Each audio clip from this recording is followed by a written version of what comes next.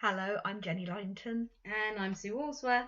and this is our weekly vlog 12 ways to enhance your life. And this is week 8, and this week we are going to be talking about mirror work. Many of you may be followers of the work of Louise Hay, and Louise Hay really pioneered the practice of mirror work as being a tool for Forgiveness. You can use a mirror to help you as a tool for forgiveness, praising yourself, as we was talking about last week. letting go, practicing your affirmations. It's a really good way of practicing looking into your own eyes and really making that connection with yourself. And it's something I've got into the habit of. I've got slider robe, wardrobe. So one of my is massive mirror. Whereas I used to have that at the end of my feet end of my bed, and the glazed side at my head end, I've now switched that around so that basically every morning I have to get up, and when I do, I have to look at myself in the mirror, warts and all, first thing in the morning. And what I've done is, where when I stand at my height, which isn't very high, I've drawn a love heart so that when I stand and do my mirror work, my head is in a love heart, so that I'm surrounded by love whilst I'm doing my affirmations or my praisal or deeper work of forgiveness. And I think it's one of those things, it's a tool that really helps you with self acceptance. As somebody who is plus sized, for many, many years, I would avoid looking in mirrors at all. That I see, it's a mirror before me. For many years, I would avoid having my picture taken. Not being comfortable in your body, you begin to become invisible. So if you begin to do this kind of journey work and you begin to use mirror work as part of your practice, you begin that journey of having to accept yourself. And that's the spiritual, that's the physical, that's the emotional. And that's why mirror work can be so amazingly powerful, because if you can look into your eyes and look at your reflection and say, and I accept you exactly as you are, that is a massive step on your journey of self acceptance. I actually, interestingly enough, I work with my godmother in the mornings who has MS.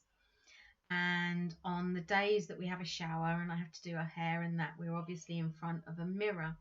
And she's like, "Oh God, I can't do mirror work today, so this is just up," because I'm trying to introduce different things to her. And what I'm trying to get through to her is, you're not to look at the physical when you do. This isn't mirror work to look at yourself and go, "Oh my God, I've got the wrinkles and I've got, oh, what's going on here?" It's not to physically pick yourself over. It's to look past what you are physically, because who you are physically is just the outer shell. It's who you are inside. And now she's in a wheelchair most of the time, and so she looks in a mirror and she sees a wheelchair. But that doesn't define who she is. Before she had MS, she was still Marilyn, and she was still the person that she is. She still had the kind heart, loving heart. And the mirror work is about looking past the physical, looking past the bat wings that you might have because you've been on holiday and you ate a bit too much for the last week, and things like that. It's about looking in your eyes, not looking around at the wrinkles or anything. It is literally, look at yourself. See if I can move around here a bit so you can see. Is that good? So you're looking at yourself in the mirror. You're looking at your eyes. And one of the real good practices I found is to look at yourself and sit there for a couple of minutes. Take it 1 minute at a time if you're not used to mirror work, and to just literally sit there and look and see what comes up. it's a really good way of seeing what judgments come up towards you, or what praise might come up towards you. And I always have a little notebook by the side of me so that if things come up, I can journal on it and kind of work my way through it at the same time. How have you used mirror work, Jenny? I mean, I know not. I don't think it was the very first time. It might have been when I was training, and I remember picking up the mirror and looking into my eyes and being quite uncomfortable to do that.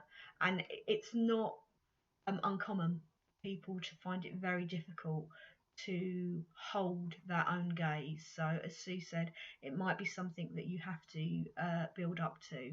I know for myself, I have to take off my glasses. Having a barrier between me and my gaze has an impact. So if you're a spec wearer, try it with and without your glasses on. See what happens. I think, as we're doing these videos, the program that I am using, don't ask me because I'm not a technical person, but we actually can see ourselves as we're talking to the video. So we are almost doing mirror work every time that we sit here and do a video, because I can see myself, Jenny can see herself, and I can sit here and think, oh my goodness, I need to move, sit up. Oh, look at that double chin. Side profile. Oh, that's a little bit better. If I put my thing down, then you can see the chin here. So I need to put my head up. And all of this is going on in my head while I'm talking to you. It's amazing what brains can do and how many you're also talking, especially in my case anyway. And the mirror work, it really is. I found it very important to get a pretty mirror. So that it isn't just a plain mirror, it's a love heart mirror. And I can just sit there, and sometimes I'll look and I'll need that extra confidence. You're doing really well today. Again, when we were talking about praising ourselves last week, praise yourself, but you don't have to just do it in your head. Look at yourself in the mirror and go, do you know what? You did all right. You did okay. And hold your gaze.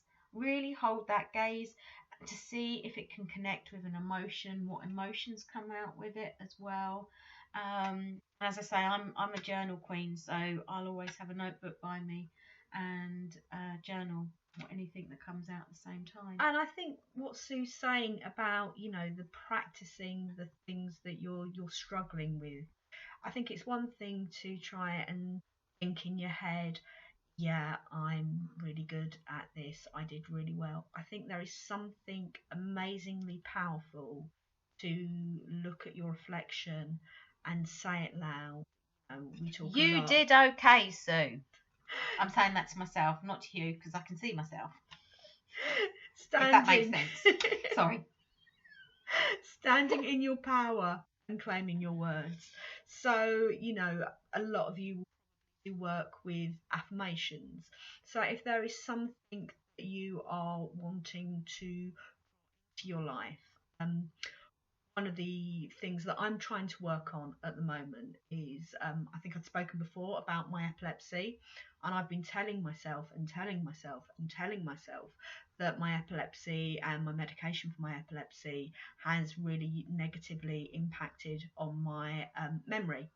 And I think because I keep telling myself this, I was just about to say, if I'd known that that's what was going on in her head, I would have been there straight away as her fan club, saying to her, it's having a negative effect, because that's exactly what you're telling yourself. Therefore, that's what the universe is going to deliver to you. What you put out there. So how are we going to change this, Jenny? You attract. So I will be looking at my mirror, saying, I have amazing recall. I am able to clearly and confidently remember the information that I need to, and I can recall it easily. That's a good one to say. I always like the word easily.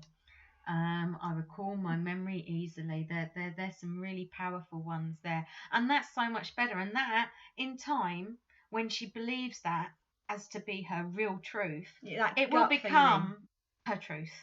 And therefore the Memory will not be anything linked to the medication or the epilepsy in the future. And as you said, you will recall everything you need to with ease. That doesn't mean to say we have to recall everything, because who can do that anyway? Yeah. And you know, that having that confidence, looking into that mirror, it's like the praise, it's like forgiveness. All of these things take practice.